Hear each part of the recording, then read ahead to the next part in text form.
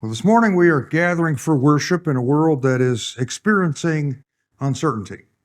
I think if you turn on the news, you find there's a lot of things going on that seem uncertain, and people are on the edge of anticipation of what might happen over the next few weeks or months. In this, we can probably relate to Jesus' disciples, to the disciples. They were with Jesus through very uncertain times. Difficult times. In fact, the world they lived in was one of great political tension. I know we don't know what that would be like, but they lived in a world of great political tension. Israel was occupied by a pagan foreign power. Many in the priesthood and local government were collaborators with the Romans. But on the other side, there were the zealots who would have gladly killed anyone who, worked with the Romans. And so there was a lot of tension there in Jesus' day. And Jesus' message of absolute righteousness and incomprehensible love made all of these groups look at him with some suspicion. He didn't seem to fall into any of their camps. And that is a dynamic we find with Jesus. You can't pin him down by man's standards. He is his own standard. God is his own standard. He won't fit in our box. But Jesus had done great miracles, and he was a great teacher, and so he had multitudes who were following him until he told them the truth that they didn't want to hear. The crowds cheered Jesus as he entered Jerusalem on Palm Sunday. They were hoping he'd use his miraculous power like he had shown, raising Lazarus from the dead, that he'd use that power to throw out the Romans. But instead, he went to the temple and he threw out the money changers. A week later, that same crowd, the ones that were cheering him, a week later were yelling, "Crucify," because God's plan didn't meet their expectations. It would seem from the biblical account that Jesus had grown his flock from thousands all the way down to 12 disciples and a few women who were his real followers. Now, this alone might have caused them a feeling of uncertainty. The extreme drop-off in attendance might make them nervous. That you could get that. But beyond that, Jesus had told his disciples that he was going to be killed and then resurrected 3 days later. So all of these factors would have created a feeling of uncertainty in Jesus' disciples. What in the world is going on? What is about to happen in our future? And yet we find them here celebrating the Passover. We're going to see them celebrating the Passover with Jesus. And even in that uncertainty, they followed Jesus, even a world that seemed to be completely out of control. And we must do the same. Guys, when we face a world that is uncertain, a world that is difficult, where things are not working the way we planned or the way we think they should go, we need to keep our eyes on Jesus because he's going the way God has called. That's where we need to be. We have to keep our eyes on Jesus and keep following him no matter how uncertain the world becomes, because no matter what tomorrow holds, we need to stick with the one who holds all our tomorrows, and that's Jesus. So it was under all of these tensions that this uncertain world that Jesus introduced the memorial of the Lord's Supper to his disciples. I think we often look at it as its own thing, and it is, but we should get the concept of what the disciples were facing when Jesus introduced this to them. And so this is in Mark chapter 14, beginning in verse 12. On the first day of unleavened bread, when they sacrificed the Passover lamb, his disciples asked him, "Where do you want us to go and prepare the Passover so that you may eat it?" So he sent 2 of his disciples and told them, "Go into the city, and a man carrying a water jar will meet you. Follow him. Wherever he enters, tell the owner of that house, 'The teacher says, where is my guest room where I may eat the Passover with my disciples?' He will show you a large room upstairs, furnished and ready. Make the preparations for us there." So the disciples went out, entered the city, and found it just as he had told them, and they prepared the Passover. When evening came, he arrived with the 12. While they were reclining and eating, Jesus said, "Truly I tell you, one of you will betray me, one who is eating with me." They began to be distressed and to say, to him one by one, "Surely not I." He said to them, "It is one of the 12, the one who is dipping bread in the bowl with me. For the Son of Man will go just as it is written about him. But woe to that man by whom the Son of Man is betrayed. It would have been better for him if he had not been born." As they were eating, he took bread, blessed and broke it, gave it to them, and said, "Take it, this is my body." Then he took a cup. After giving thanks, he gave it to them, and they all drank from it. He said to them, "This is my blood of the covenant, which is poured out for many. Truly I tell you, I will no longer drink of the fruit of the vine until that day when I drink it new in the kingdom of God." After singing a hymn, they went out to the Mount of Olives. So we see here Jesus sent two of his disciples to Jerusalem to prepare the Passover. They had asked, what do you want done here? How do we prepare? Now, Luke in his gospel actually tells us those two were Peter and John. He gives us the names who were sent on ahead to make the preparations. You see those two paired up quite a bit, Peter and John. I suspect Jesus liked to pair people in opposites, and Peter was probably the oldest and John was probably the youngest. And so that just seems something that Jesus did. This was a normal part of their traditions. Jesus and his disciples were Jewish. Okay? This was a normal part of their traditions. Everyone in Israel would try to make it to the area around Jerusalem to celebrate the Passover. It was one of the major feasts. And so they would go there with family and friends and sacrifice to the Lord. And they would take a lamb to sacrifice in the temple. And then they would all have dinner together. And this helped them remember the great things God had done, bringing the nation of Israel out of Egypt. The Passover lamb was an annual memorial of how God had killed the firstborn in Egypt and how God had protected his people by the blood of the lamb that was sacrificed and put on their door frames of their houses. And so the lamb would be sacrificed, and then it would be roasted and eaten by everyone in the house. So it's a normal part of the Passover for all the Jewish people and from other parts of the land who came from other parts of Israel, not around Jerusalem, to find places to worship in Jerusalem. They had to, you're traveling, they're pilgrims. They had to find a place where they're going to eat dinner and celebrate together. And so the people in Jerusalem and in the towns around Jerusalem would also prepare. They would be ready to host these religious pilgrims. It was part of their hospitality. They knew people would come for the feast, and they were ready to open their homes and have them in rooms to do so. We probably often think of the Passover as a freedom celebration. And in a manner of speaking, it is. We would be celebrating, right? I mean, if God set us free from being slaves in Egypt, I mean, we'd be grateful. I'd get real tired of building pyramids. I mean, that gets old. And so we'd be celebrating. God had set us free. However, God set this up as a memorial to remember how he spared them while others were dying.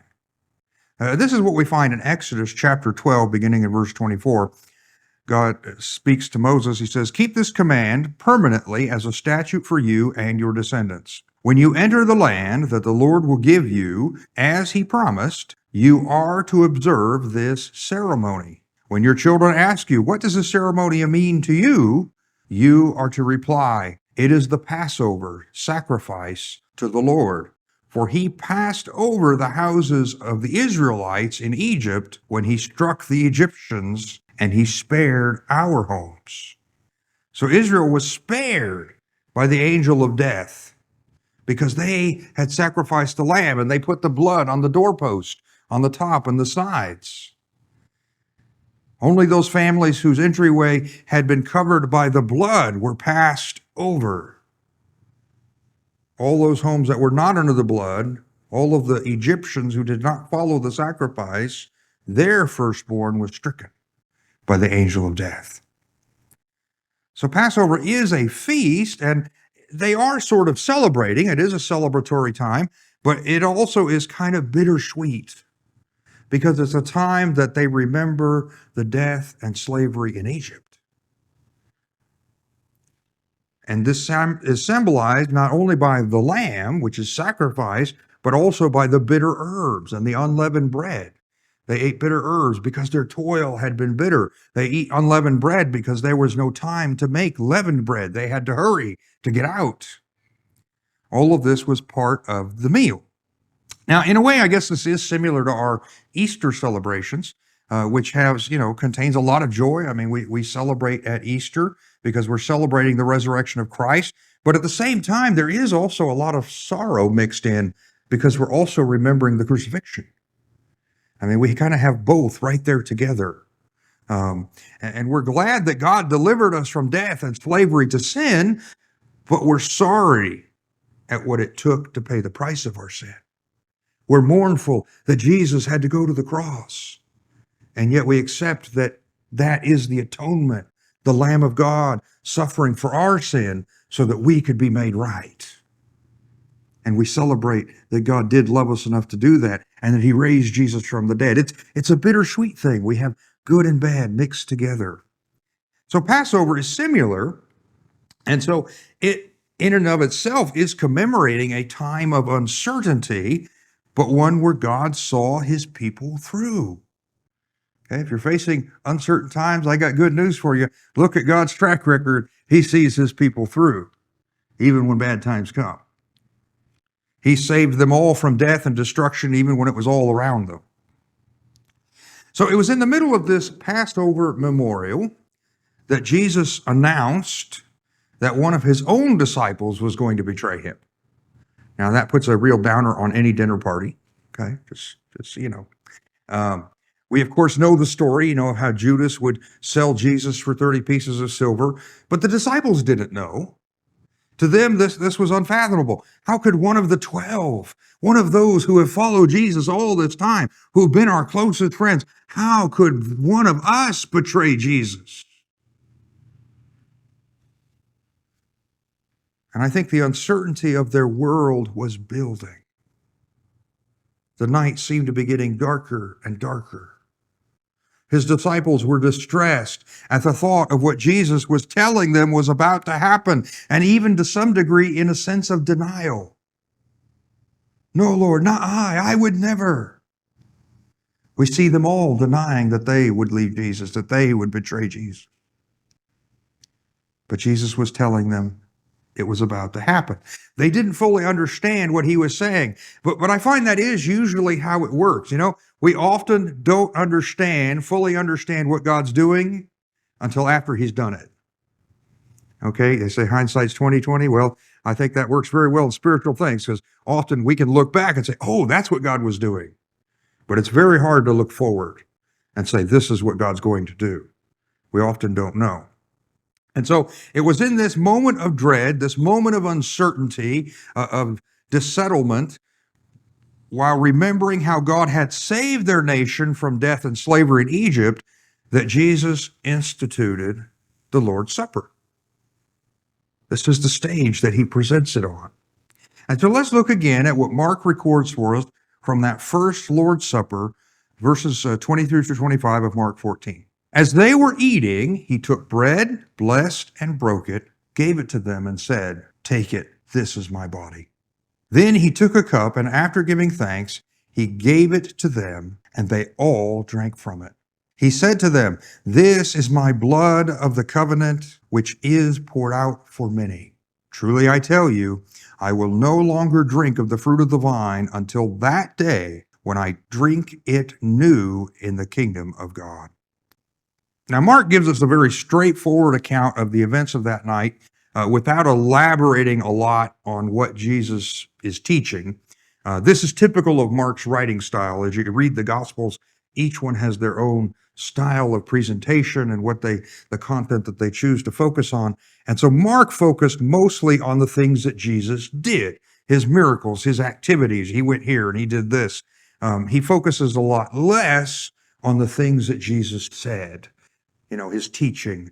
Whereas the other Gospels, Matthew and Luke, John, they give us much more information on this is what Jesus taught. And so there's just kind of a different focus.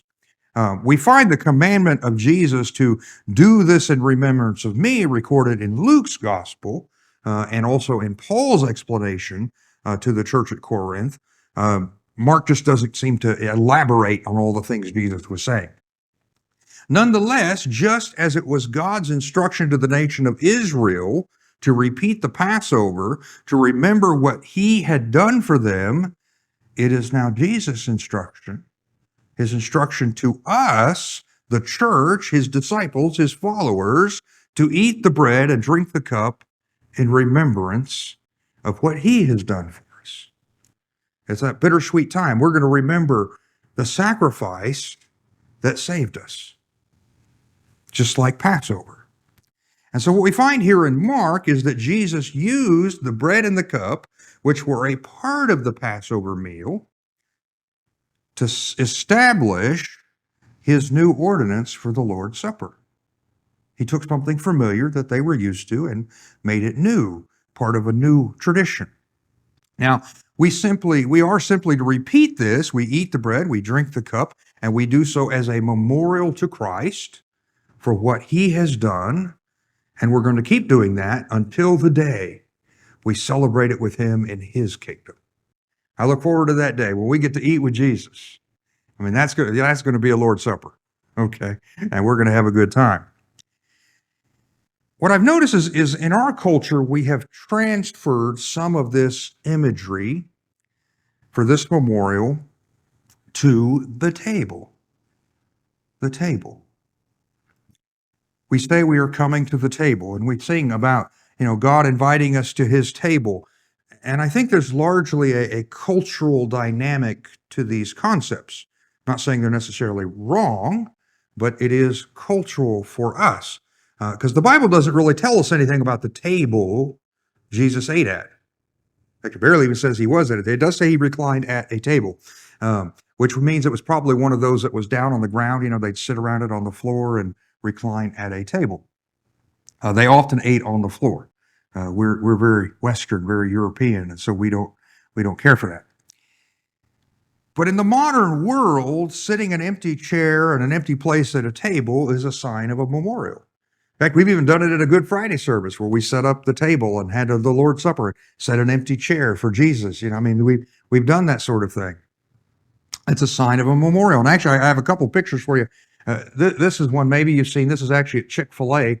They'll do this on Memorial Day. They will set an empty chair in remembrance for those soldiers who have sacrificed their lives for our country. It's a memorial. We're recognizing the table, the empty chair, as a memorial to that sacrifice for the loss we've experienced. Another one that just came out recently, this one is from Tel Aviv, Israel. That is 200 chairs lined up that represents all of the hostages that were taken on October 7th by the terrorists. And what really got me was the high chairs. You'll notice the high chairs with the baby plates and, silverware because of the babies who have been taken hostage. But they've done this as a memorial to grieve this loss, to remember those who are missing. And so that's something we see in our culture, kind of the modern culture. We have associated tables and an empty place setting at the table with a memorial. But that's not what Jesus instructed us to do. I'm not saying any of that's bad. I'm just saying that's not what the instructions he gave us for the memorial we have to have him. What he instructed us to focus on was the food. And I knew there was something about him I liked. He focused on the food.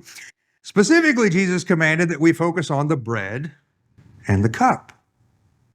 It's the bread and the cup. That's what we're focused on. And this should make sense to us also, because although it connects better to our celebrations than our memorials, and the Passover feast was kind of like both, but it, like all feast days, had unique items on the menu. Now, when we have a feast, we have unique items that we eat, right? For Thanksgiving, what do we usually eat? We all eat turkey, right? Cranberry sauce, pumpkin pie, stuffing. We have a menu that is traditional for that feast. And you say we're having Thanksgiving dinner, you kind of already have in your mind what's going to be there. For Christmas, right? We all eat tamales. This is Arizona, guys. Okay.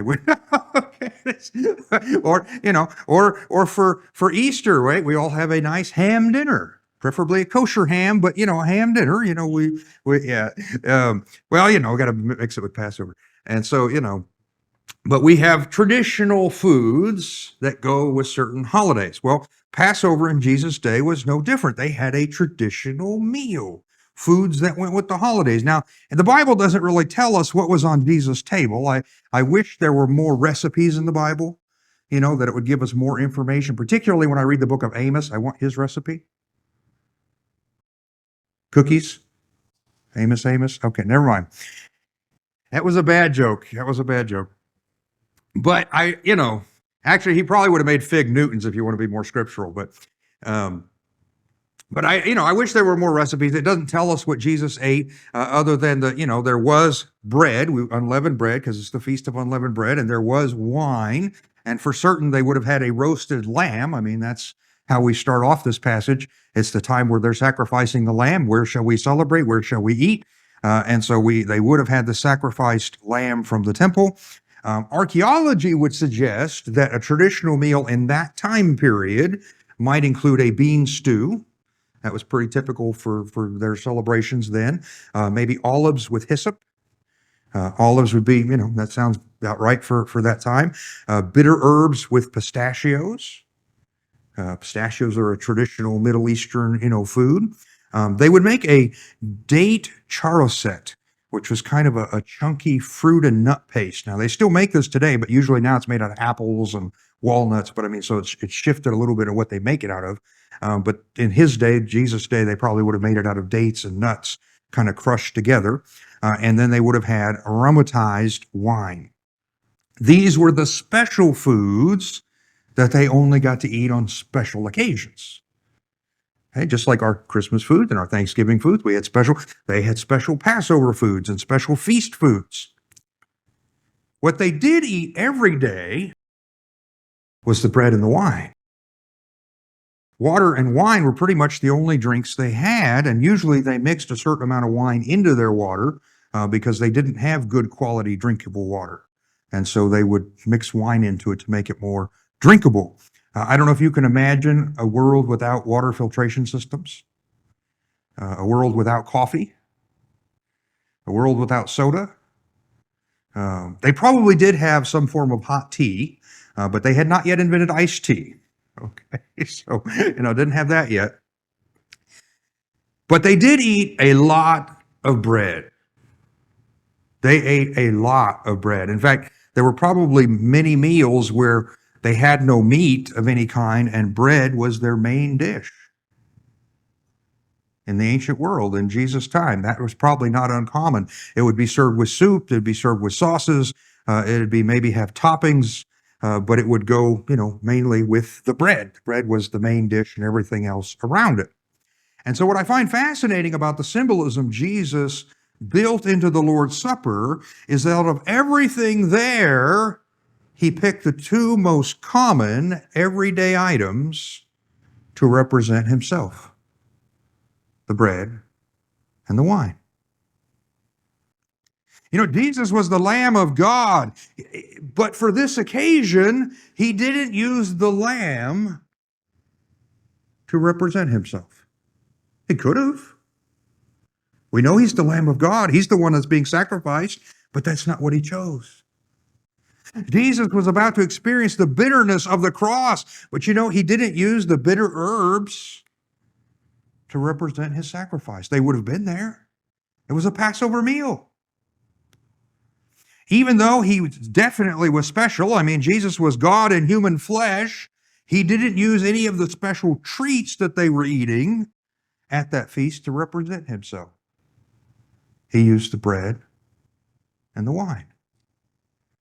He used the bread to represent his body and the wine to represent his blood, and that was the food that they ate every day. It was the food that was their staple, life-giving resource, not just their occasional treat. In John chapter 6, verse 35, Jesus said this. He said, "I am the bread of life." Jesus told them, "No one who comes to me will ever hunger, and no one who believes in me will ever be thirsty again." See, Jesus is the bread of life. He is the bread come down from heaven that gives real life. Not our occasional bread, but our daily bread. We need him every day for sustenance in order to live, for our spiritual life. Christ is required. But see, here's the rub. While we would all probably say, Jesus is my daily bread, how many of us often treat him as though he were just for special occasions? See, Jesus is the bread of life, but we often treat him like cake and avoid his substance like people on a diet. People say Jesus is their bread, but they only feast on him on Sundays. Or even worse, at special occasions like Christmas or Easter. And they live the rest of their life in hunger for any spiritual sustenance because they're not focused on Christ. They live like they're on a diet that doesn't include Jesus.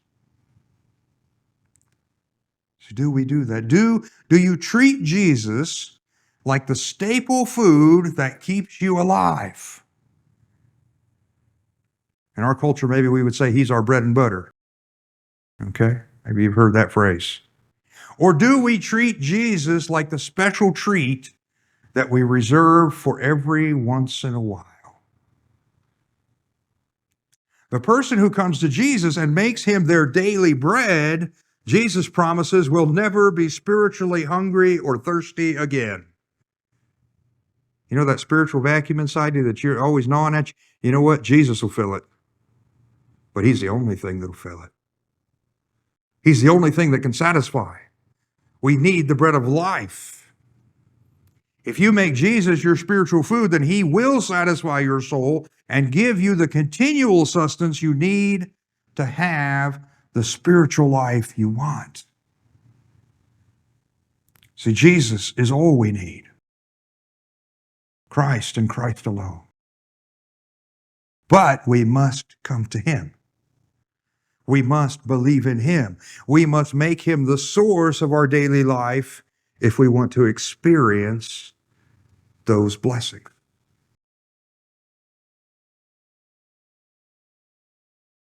Do you approach him as the one you need every day, every hour, every moment, because you know he is your true source of life?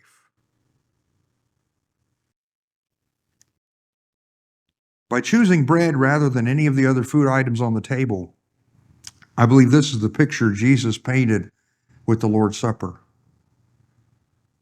He chose the daily bread over the special foods because we need him daily.